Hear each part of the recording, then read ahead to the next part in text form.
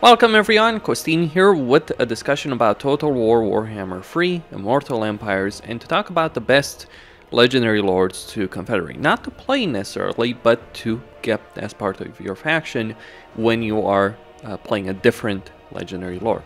So let's get on with the list. Number 5 we have Louen Leoncoeur. If you're playing Bretonnia, he's actually probably the last one you want to play in a campaign. He does get the campaign movement range of 10%, but he also has a fairly harsh starting position, having to deal with the Red Duke, Kemmler, and of course Be'lakor over here to the north. He's also very exposed to Norscan factions, which are going to come raid his territory, and he's also got Grom the Paunch over here to the south. I mean, the Fey Enchantress doesn't have a vacation of a starting position either, but at least she's closer to Grom and thus can tackle him before he grows completely out of control. As Louen Leoncoeur, you're going to have quite a few issues. You start with a level 1 Salmond over here. So yeah, Louen has issues. But if you confederate him, you do gain a great deal of power. You do gain recruit rank for his armies and upkeep for Knights of the Realm and questing knights. You do get 10 diplomatic relations with all factions, which can be very significant. Then construction cost for barracks and time for barracks, as well as local recruitment capacity in his local province. 1 hero capacity for paladin and hero recruit rank for paladins, as well as some significant combat benefits. In terms of battle potential, Louen Leoncoeur is probably the strongest Bretonnian legendary lord in an actual battle. The problem is, of course, he's got a very harsh starting position and he doesn't necessarily have significant faction benefits if you're playing him. But getting a hold of him through Confederation can give you a significant amount of power, can give you a very strong, durable legendary lord that also gives you some very nice faction effects. So for Bretonnia, very much worth to get a hold of him. Will add quite a bit. That diplomatic relations aspect will add quite a bit to your faction, and of course the construction cost and time is nothing to sneeze at. But really, the power he personally has in battle is also very significant. He's very hard to kill. Very, very hard to kill. And although, again, he doesn't start in a great position, if you can get a hold of him, as any other Bretonnian faction, you're going to be in a much better spot. Number 4, we have Malekith for the Dark Elves. Malekith does have a lot of issues in his start position. It is the hardest start position, it is the weakest start position, and faction effect-wise, he does get an upkeep benefit for Dread Spears, Blade Swords, and Dark Shards, but those are not necessarily the most important units. Like if he had the 25% upkeep benefit to Black Ark Corsairs faction-wide, we would be talking things very differently. The diplomatic relations benefit to Dark Elves doesn't really matter. However, Malekith does have a good amount of power. He is a pretty good combatant himself, and his special skill line, which focuses on choice between Tyrant and War Leader, does make him very, very useful to Confederate as a legendary lord. So you have two choices. You have Tyrant, which gives you control in all provinces, income 5% all provinces, income from slaves, as well as 15 diplomatic relations with the Dark Elves for control local province and minus 10 corruption, and then 25 growth, construction costs, construction time, and income from all buildings. This is fairly substantial in its own right, and it's not tied to playing Malekith himself. And of course, he gets 8 control in local province, construction cost, and enemy leadership minus 8. Or he has the choice of War Leader, and War Leader is a bit insane when you're looking at it. So he reduces the upkeep of all armies by 10%, every single one of them. This alone would make Malekith worth confederating, but it doesn't stop there. He also increases the post-battle loot by 5%. So not only are armies cheaper, but they're also going to earn more money. And then, this is a bit bananas, because Dark Elves have a lot of benefits when it comes to sacking settlements, but he gets 100% income from looting or sacking settlements for himself still. But this means he can gain tens of thousands of gold from sacking settlements. It is insanely ridiculous. He also increases the Lord of Crew rank by 2 faction-wide, as well as giving himself a casualty replenishment benefit, and then even more post-battle loot. So he's looking at 150 percent income from post-battle loot. That is pretty insane when you're thinking about it. And Malekith himself, although I would not focus on this magic tree, because what's the point? You can always get a mage, a sorcerer mage, to focus on actual magic, whereas whereas with Malekith you focus on his melee skill line. Although I don't care about his magic skill line, he is pretty powerful as a melee lord. Though he does have the problem of the fact that his Seraphon mount is pretty big and obviously very vulnerable to range fire, but still very good in melee, undeniably so.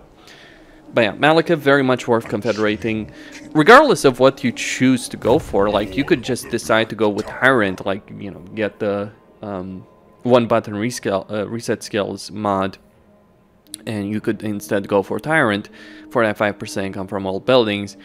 But I personally think it doesn't hold a candle to what War Leader gives you in 10% upkeep and income from post-battle loot, because the Dark Elves do depend a lot on post-battle loot and income from sacking settlements, more so than they rely on regular income.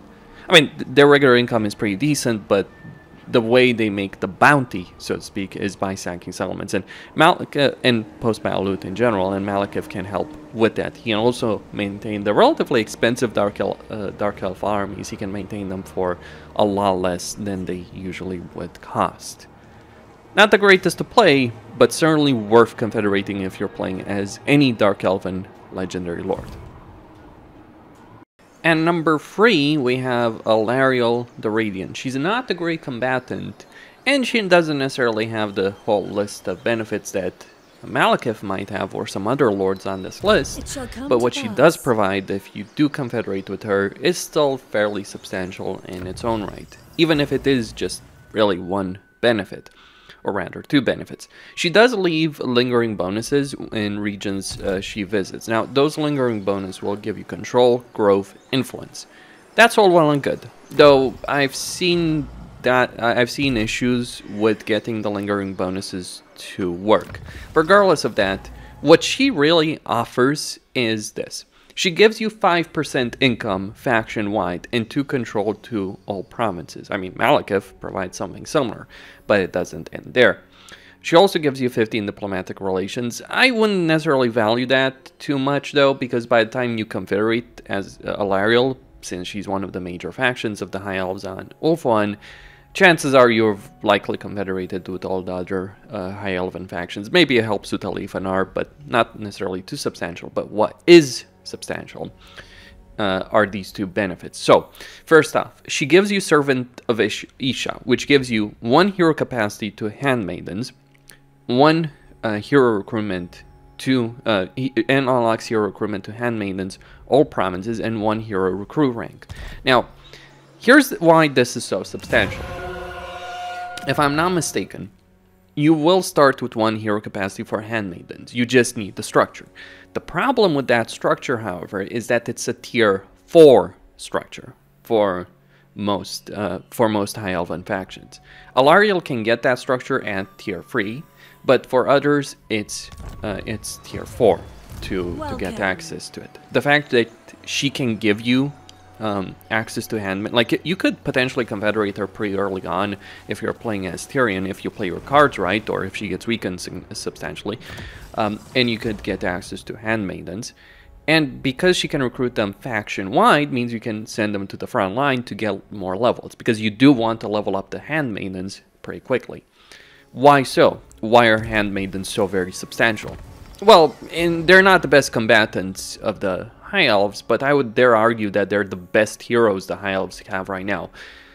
Perhaps lower than mages in terms of, obviously, combat ability that mages provide, but in terms of faction effects, they're freaking amazing. Because what handmaidens give you, at the cost of some of their combat ability, but what they give you is this skill line. Now, why is this skill line so very important? Well, it's 2 diplomatic relations with High Elves, 2 diplomatic relations with all factions, 5% income from tariffs, and 1 influence per turn for each. Yes, each. Each handmaiden gives you 2 diplomatic relations with all factions. A total of 4 for High Elves, of course. And each handmaiden this is where it gets a bit insane, but each handmaiden has the Servant of Isha skill. Regardless of how you skill them up in this respect, each handmaiden will have the Servant of Isha, giving you 1 control in all provinces, which is a bit ridiculous. Now, High Elves do want a high level of control because their main income buildings, their Elven Craftsmen, their Plaza, those 2 buildings will generate more income provided you do maintain control of 100. With a single handmaiden will provide a significant benefit, like a single handmaiden plus Alarielle's benefit of 2. That's free control, 4 control with 2 handmaidens. Let's say you can get 2 handmaidens very quickly once you confederate Alarielle, even if you don't have the structure. You may be able to confederate, like Asterion, as I said, you may be able to confederate her long before you get to tier 4. So you can get 4 control in all provinces very quickly if you confederate Alarielle. And that's not all. Then there is the Spiritual Defender. Now, if you're not playing Alarielle, you're going to have a harder time getting access to Sisters of Avalon, because you're going to need that same tier 4 structure. For Alarielle, it's tier 3. But she does give you a recruitment duration for Sisters of Avalon of -1, which means you can recruit them far faster faction-wide. The Sisters of Avalon Doom stack is generally considered one of the best Doom stacks that the High Elves do have access to. They are expensive, of course. They are very expensive, and they do take a reasonable long time. They can take longer to recruit, but with Alarielle, you will be able to recruit them far quicker, which means you can pump up out armies quicker on the campaign map. Her other skills aren't necessarily so substantial. Her magic skill line is okay, but not particularly amazing. She doesn't have a melee skill line, but she does have that eagle, which gives her a great deal of flexibility on the battlefield. But really, the 2 main benefits are these 2 skills. Not as many benefits as some other Legendary Lords, sure, but we're looking at 2 control, 5% income, handmaiden recruitment across your entire faction. Especially useful when you're expanding across the map, not just early on, but especially useful because that allows you, as you're getting more hero capacity in your home regions, it allows you to recruit these heroes. It allows near your front lines. It's always a significant benefit when you can recruit heroes across your entire faction, when some Legendary Lords do provide that. And Alarielle is one of that Legendary Lords, and of course, also that Sisters of Avalon recruitment benefit. So yeah, Alarielle, number 3. I mean, the High Elves do have some fairly good choices that I should mention. Tyrion would also be a great choice, as you say, to confederate, and so would Alifanar. Because although many of Alifanar's strengths are lost if you're not playing him, he loses the underway mechanic, he loses the ambush stats, but he still gets that extra missile strength faction-wide that is part of his skill line. So Alifanar, very much worth confederating, and so is Tyrion. Elfarion and Imric and Teclis, far less so from my perspective. Now, at number 2, we have Grombrindal, who can be fairly difficult to get if you want to confederate him as another Dwarven Legendary Lord. But if you can manage it, honestly, I'd recommend getting a mod that would give you access to him if he dies. And he tends to die a lot, at least on Legendary difficulty. His faction tends to die a lot, and you can get him through the Recruit Defeated Legendary Lords mod. Though that may have other consequences in your campaign. Anyway, Grombrindal offers the following benefits. Beyond his personal combat skill, which he has through this skill line. A lot of campaign movement range, melee defense for quarrelers, armor piercing when defending, etc., etc. A significant vigor loss reduction. Beyond that, though, he has his special blue skill line. Now, this blue skill line is, as I've said in other videos, probably the best blue skill line in the entire game. He gets 20% income from trade tariffs, free recruit rank for all units faction-wide, 15% recruit cost, all armies faction-wide, 15% campaign movement rate. By the way, that's the highest you can get from any Legendary Lord, and the highest you can get, of course, from Confederation. 6% casualty replenishment faction-wide, and 1 global recruit capacity. That is very substantial.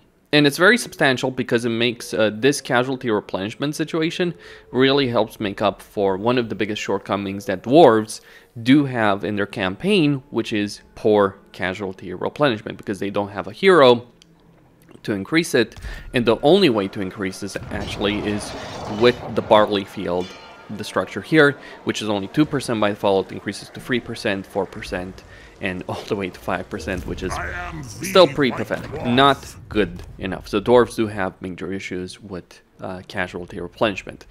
But on top of that, of course, Grombrindal is fairly powerful in battle because of the benefits that he does provide. He's very substantial in battle, but he offers some of the most substantial benefits of any legendary lord if you confederate him. And let alone if you play him, of course. But yeah, absolutely worth confederating. There's not much more to say about Grombrindal. The only downside to him is that he's completely alone, far away from the other legendary lords that dwarves do have. So it can be difficult to get them by default in a vanilla game. But if you use a mod, specifically a mod, as I've said, to recruit defeated legendary lords, because Grombrindal does have a lot of enemies, Skaven, Malekith, Valkia, the Tomb Kings, Katep specifically. If you do get that mod, there's very high chances that you are going to get access to Grombrindal, because I don't think I've seen a single campaign in Immortal Empires where he has done very well. Unless I've played in this area myself and helped him out. And even then, he does still struggle, because well, dwarves in general do struggle in Warhammer 3. If you're playing vanilla by default, you could send an army over here to capture the Dracula Spire from whichever faction wipes out Grombrindal and start a rebellion. And through that, you could get access to Grombrindal. That is one way of doing it. But just getting the defeat the legendary lord's mod is the better option as far as I see it. Number 1, we have Helman Ghorst. Of course it would be Helman Ghorst. No other legendary lord does so much more for a faction. I mean, Grombrindal buffs the dwarves in a massive way, absolutely, but when we look at the benefits that Helman Ghorst gives as a confederate legendary lord, yeah, I think he has Grombrindal beat. At least for one particular playstyle. See, Ghorst's faction benefits aren't necessarily too very substantial. He does give poison attacks to zombies, skeletal spearmen and skeletal warrior units, and he also puts the lesser rates dead for corpse carts and mortis engines, as well as the casualty replenishment. But his faction, like if you're playing him from the very start, not necessarily too significant. What is significant is Ghorst's special skill tree, which you can get if you do confederate him. So when we're looking at this, we have a benefit of 12 melee attack for zombies faction-wide. How significant is this? Zombies start with a melee attack of 5. Yes, 5. It's that insane. A 10% ward save for zombie units. Absolutely ridiculous. A battle healing cap of 500% for zombie units faction-wide. And then Ever Onward. What does Ever Onward do? Well, Ever Onward gives zombies the Ravenous Dead. So this, combined with the battle healing cap, means zombies are very, very difficult to kill if you're using Helman Ghorst. You could play an entire campaign as Vlad or Manfred or Isabella and get access to Ghorst. Harder as Kemmler, sure, but if you get access to him, you will get a substantial amount of power for your zombies.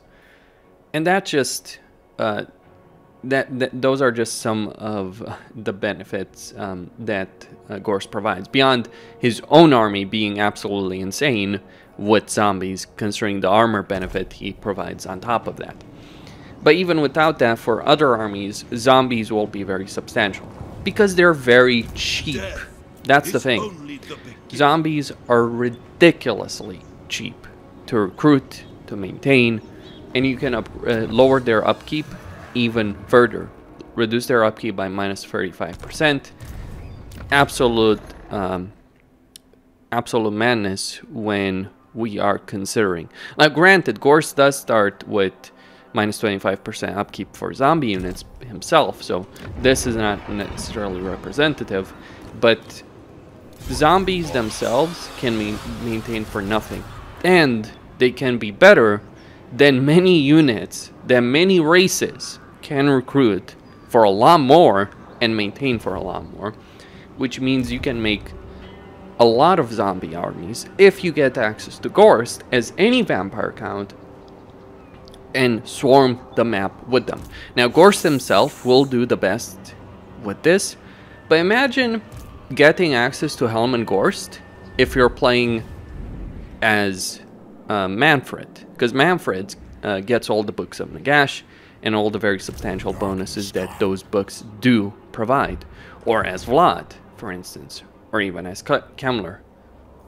A great deal of power is there if you get Helman Ghorst, if you manage to confederate Helman Ghorst as a legendary lord.